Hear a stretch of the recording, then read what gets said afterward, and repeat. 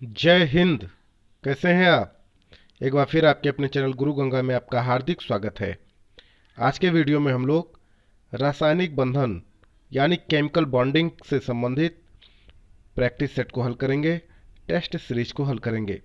इससे संबंधित प्रश्न विभिन्न प्रतियोगी परीक्षाओं में पूछे जाते हैं, तो यह बड़ा इंपॉर्टेंट टॉपिक है। आप वीडियो को अंत तक जरूर देखें। तो चलिए शुरू करते हैं आज की इम्पोर्टेंट कक्षा। तो चलिए पहला प्रश्न देखते हैं। धनायन तब बनता है जब, तो आपको बताना है कब परमाणु से प्रोटॉन बाहर निकल जाता है।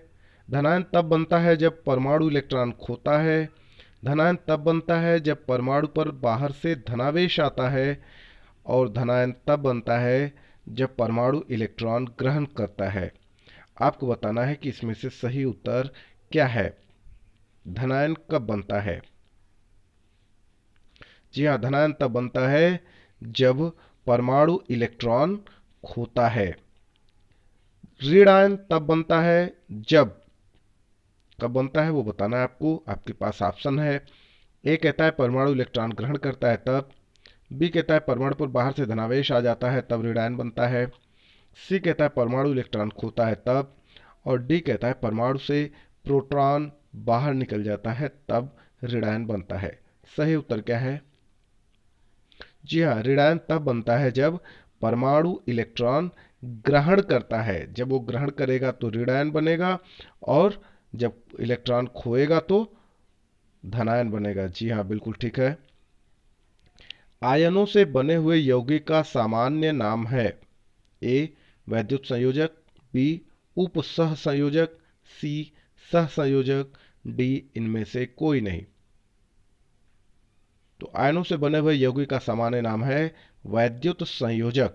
क्या है? वैद्युत संयोजक। एक आयनिक बंधन बनता है जब दो धातु तत्व परस्पर अभिक्रिया करते हैं। एक आयनिक बंधन बनता है जब संयोग करने वाले परमाणु इलेक्ट्रॉन का त्याग करते हैं। एक आयनिक बंधन बनता है जब एक धातु तत्व का संयोग अधातु तत्व से होता है। एक आयनिक बंधन बनता है जब संयोग करने वाले परमाणु इलेक्ट्रॉन प्राप्त करते हैं। आपको बताना है इसमें से सही उत्तर क्या होगा। जी बिल्कुल ठीक है। एक आयनिक बंधन बनता है जब एक धातु तत्व का संयोग अधातु तत्व से होता है। आगे चलिए। विद्युत संयोजक बंध बनता है, कब बनता है आपको बताना है। किसके बीच बनता है वो आपको बताना है। ए ऋणाविष्ट आयनों के बीच, बी धनाविष्ट आयनों के बीच, सी विपरीत आविष्ट आयनों के बीच, और डी कहता है इनमें से कोई नहीं। तो बताएं। जी हाँ, विद्युत संयोजक बंध बनता है विपरीत विपरीत आविष्ट आयनों के बीच। आगे देखिए, निम्नलिखित यौगिकों में से किसमें आयनिक बंध नहीं है? किसमें आयनिक बंध नहीं है? A potassium nitrate, B calcium chloride, C sodium chloride, D methane. तो सही उत्तर बताएं। जी हाँ, मीथेन में आयनिक बंध नहीं है, बाकी तीनों में है। निम्नलिखित में किस अणु में वैद्युत संयोजक बंधन है? ए CCl4, बी कहता है CH4, सी कहता है N2, डी कहता है CaCl2। आपको बताना है कि किस अणु में वैद्युत संयोजन बंधन है इनमें से, जो नीचे ऑप्शन दिए हुए हैं। तो CaCl2 में वैद्युत संयोजक बंधन है। आगे देखिए, निम्नलिखित में से किसमें वैद्युत संयोजक बंधन है ना? ये भी लगभग वैसा ही प्रश्न है, बताएं। ए कहता है CH4, बी कहता है O2, सी कहता है CHCl3, डी कहता है NaBr। तो बताइए किसमें वैद्युत संयोजक बंधन है, जो नीचे ऑप्शन दिए गए हैं उनमें से बताइए। जी हाँ, NaBr में वैद्युत संयोजक बंधन है। आगे चलिए। सह संयोजकता में क्या होता है वो आपको बताना है।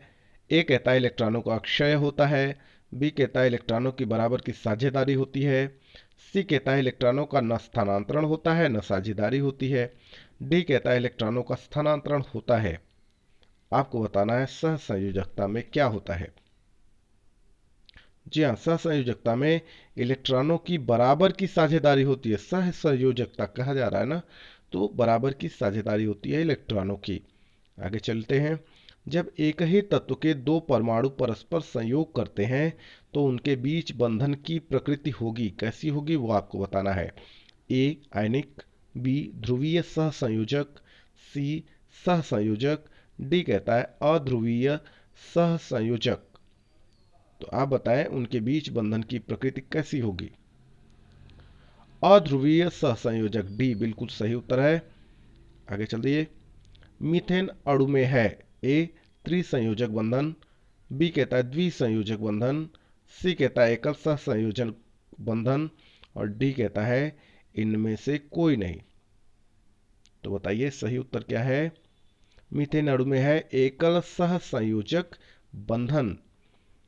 इथिलीन अणु की प्रकृति होती है ए अष्टफलकीय, बी चतुष्फलकीय, सी समतल त्रिकोणीय, डी एक रैखिक। तो इथिलीन अणु की प्रकृति कैसी होती है, आकृति कैसी होती है वो आपको बताना है। आकृति पूछा गया है, इथिलीन अणु की आकृति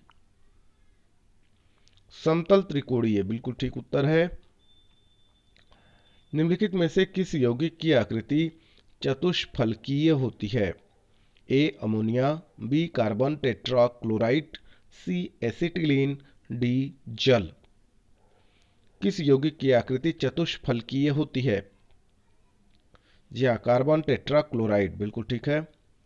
सहसंयोजक यौगिकों के द्रवणांक तथा क्वथनांक निम्न होते हैं क्योंकि